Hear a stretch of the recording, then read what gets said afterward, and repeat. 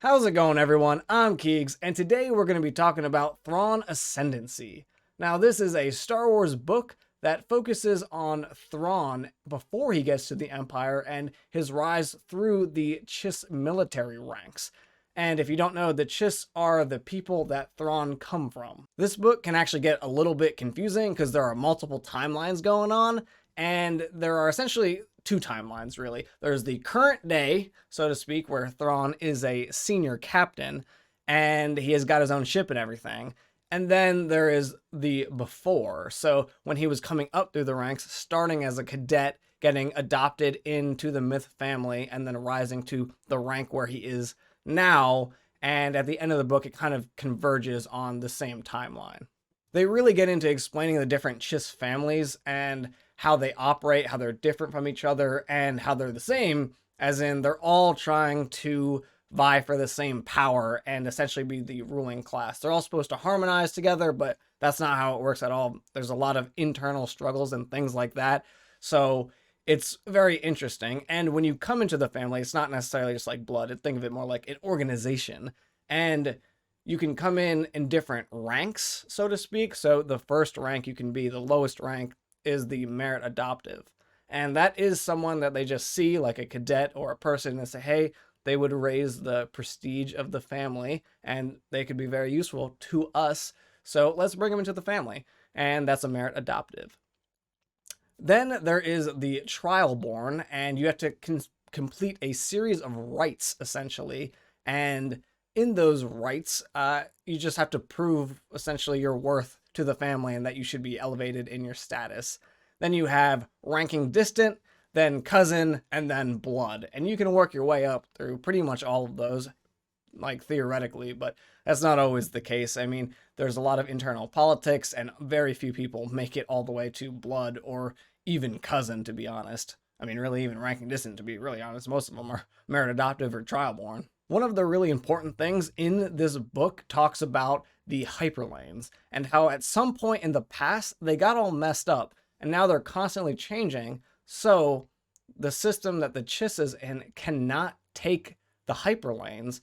And I think this is a big reason as to why the Republic has not found the Chiss homeworld yet, or the Empire has not kind of consumed it either, is because it's really hard for anybody to get there, or even for the Chiss to get out. One of Thrawn's worst characteristics is that he is, though a great tactical mind, his political prowess is really bad. He does not understand political situations or people pulling strings in different places, and he doesn't really take that into consideration a lot.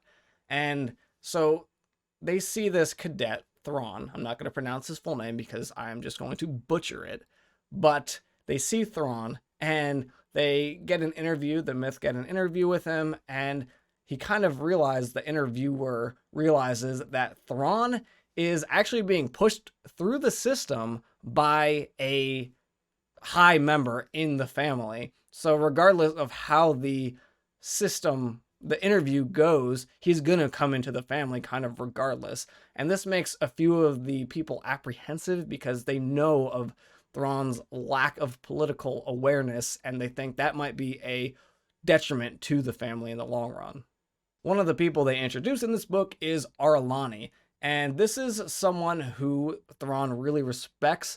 She is slightly older than him, and he kind of, I don't want to say he likes her because that sounds weird. Thrawn doesn't really like people, but it almost feels like they're setting up some kind of romance there.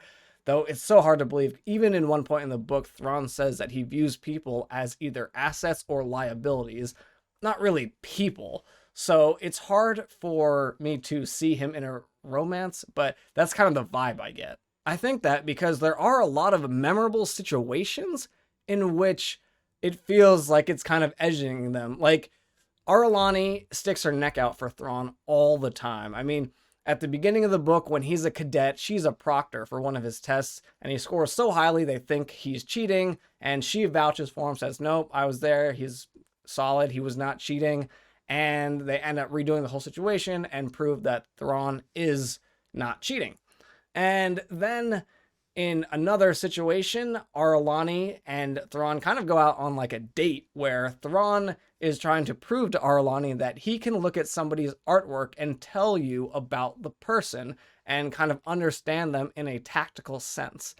And then they end up sparring at the end of the night, which, I mean, seems like it's getting on that romantic territory. I mean, even one time in the book, Arlani takes Thrawn to the city's capital, which only, I think, ranking distance can go to. I don't think merit adoptives can go there, and I don't think Trialborn can even go there. So I think it is ranking distance, and he's a merit adoptive at this point, so he's really low on the totem pole. And she kind of says, damned with the council and whatever they think and all the families, but she takes them there anyway because I think she feels some sort of connection. And at the end, when Thrawn has these crazy plans that nobody wants to agree to, there Arlani is again vouching for him, helping him along with his plans all the way through. So yeah, she is constantly sticking up for Thrawn, and maybe Arlani feels a lot more strongly for Thrawn than he feels about her in a romantic kind of way. And I actually would not be surprised if Thrawn's eventual exile is partly due to the fact that he has some kind of falling out with Arlani, or something happens and she's no longer there to protect him politically. And that allows other people to kind of intervene, and people that are working against Thrawn to push him out of the Chiss. Another really important character that gets introduced in this book is Thalius, and she is an ex-Skywalker. And what a Skywalker is in the context of the Chiss is a typically really young girl who is super strong in the Force and can navigate them through the crazy changing hyperlanes. And because they can't use normal hyperlanes like normal people outside in like the Republic and everything, they have to use these really hypersensitive navigators. And the problem is these navigators lose their Force abilities by the time they're like 14. And it's really hard and really taxing on the Skywalkers too, because they talk about how draining it is for them to constantly be in that state for so long, and how they can't sleep because they get nightmares, and they can potentially overload their brain and essentially just shut down completely. Years ago, when Thalius is at the end of her Skywalker days, she meets Cadet Thrawn, and Thrawn accidentally inspires her because she's having a existential young life crisis, and she's not sure what she's going to do with her life now that she can't be a Skywalker anymore because she's losing her power. So she thinks her life is essentially over, and Thrawn is just like, hey, calm down, your life's not over, you can do whatever you want when you get out, you don't have to stop here. So years later then, she courses her way onto being the caretaker for the Thrawn's new Skywalker, Cheery. And then she's able to kind of board the ship and get a little closer to Thrawn. Thalius and Cheery are definitely side characters, but they definitely both have their chances to shine in this book. For example, Thalius ends up taking the rights, the trials, the challenges to become a Trialborn, and ends up succeeding. In this trial, though, she meets the patriarch of the Mitth family, and he kind of tells her that he handpicked Thrawn, and he was the one that was the high power pulling her through. And then he wants her to look after Thrawn because he thinks that a lot of people are going to try to push Thrawn out. Himself is old now, and they kind of view him as weak, and he knows that he's getting pushed out himself. So he needs somebody else that can really look after Thrawn, because though he's a great tactical mind, again, his political awareness is very bad. So he kind of needs someone to edge him in the right direction for some of those situations. I find it a little bit funny that she would be picked to do this because she herself, even at a Trialborn, is still not very high in the organization, though I guess she's technically higher than Thrawn, so maybe she has marginally more pull, but I guess we'll see kind of what she does in the next book and how she kind of pulls him, hopefully, in the right direction. Thrawn ends up teaching Cheery how to fly a plane, and that's very much against the rules in the Chiss Ascendancy, and he was not supposed to do that, but that's what Cheery wanted to do, so he taught her, and it's kind of a great example as to how Thrawn views people. Yes, that's what she wanted to do, and he was helping her out by teaching her how to do this and calming her down, because now that she can fly, she feels like she has a little more control in her life. But now that he knows that she has that skill, he pockets that for a situation in which he could use later. And he thinks, well, now I know someone that can fly a plane and kind of go slip under the radar. And he uses that to his advantage. And I'm not saying he planned that from the start, but I think him just knowing that she has those skills in his back pocket is kind of how his mind operates. And he, pairs assets to people and situations. And now that he knows that she has an asset, then he's able to use her later in the book, which is also really bold because she's like 10 years old. He also puts Thalius in danger multiple times throughout this book, and one of which they were going to meet some dangerous people, and he has studied these people and their artwork, of course, and thinks that they would be more amenable to talking to a woman, and because their culture respects them more, so he ends up bringing Thalius with him. But he brings her only because he sees her as an asset, really. And another time, he has her be a made-up hostage, and this is to trick the main antagonist of the book, General Yiv, into thinking that General Yiv doesn't know everything there is to know about the Chiss. So if he can kind of throw Yiv off a little bit, that's what he's aiming to do. But it's just kind of examples as how he uses people. He doesn't always work with them, it feels like. It feels like more often than not, they kind of just do what he says because no one's really sure what Thrawn's ever thinking, so they just kind of go along with it, and he's so confident when he says it, it's hard to refuse. One of the best moments in this book was definitely the end, when General Yiv has essentially trapped Thrawn, or so he thinks, and he did it by capturing Thalius and Cheery. And obviously Cheery, as a Skywalker, is super important to the Chiss Ascendancy, so they're kind of pissed at him for this, at Thrawn for this.